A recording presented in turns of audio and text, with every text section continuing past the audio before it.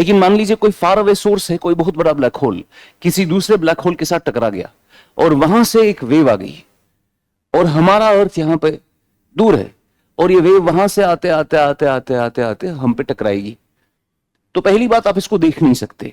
Y? Because ये कोई light नहीं है, ये कोई एक्सरे नहीं है, ये कोई गामा रे नहीं है, ये कोई इलेक्ट्रोमैग्नेटिक वेव नहीं है।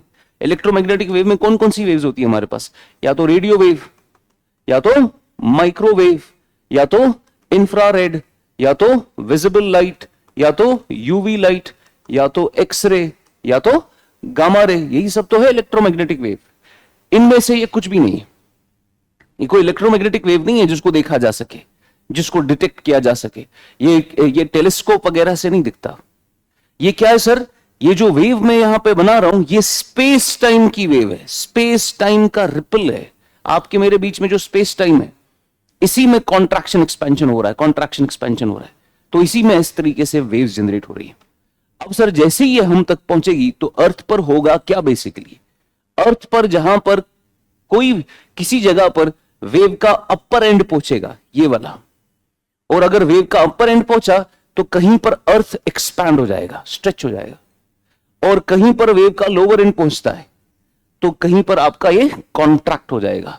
तो लेट्स सपोज यहां से वेव आ गई, तो जैसे ही वो यहां पर पहुंची तो ये वाले लोग स्क्वीज हो गए, ठीक है ना? जो मोटे थे वो भी पतले हो गए, और जैसे ही वो यहां पर पहुंची, यहां पर ये स्ट्रेच हो गया स्पेस आपका, तो जो पतले थे वो क्या हो गए? स्ट्रेच हो गए, ठीक है ना? ये एक्चुअली में होता है।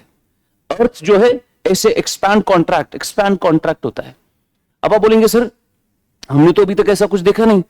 आपने नहीं देखा बिकॉज ये ह्यूमन लेवल के कॉम्प्रहेंशन तक नहीं आता। इसके लिए बहुत ही सेंसिटिव इंस्ट्रूमेंट्स चाहिए इसको डिटेक्ट करने के लिए, ठीक है ना?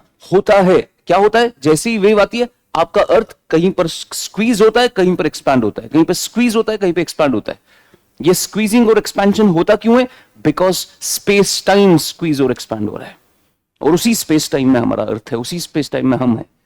अब ये हम नहीं डिटेक्ट कर पाते अपनी आंखों से या अपने सेंसेस से, पर इसके लिए आपको बहुत मोस्ट सेंसिटिव इक्विपमेंट्स चाहिए होते हैं ताकि ये स्क्वीजिंग और एक्सपेंशन को डिटेक्ट किया जा सके। समझ आ रहा है? ऐसे ही जो ऑब्जर्वेटरीज बनाई जाती है इस एक्सपेंशन, इस स्ट्रेचिंग को, बिकॉज कहीं पर स्पेस स्ट्रेच होता है, कहीं पर स्पेस स्क्वीज होता है। ये स्ट्रेचिंग और स्क्वीजिंग को निकालने के लिए हमने ग्रेविटेशनल वेव ऑब्जर्वेटरीज बनाई है। क्या बनाई है? Gravitational wave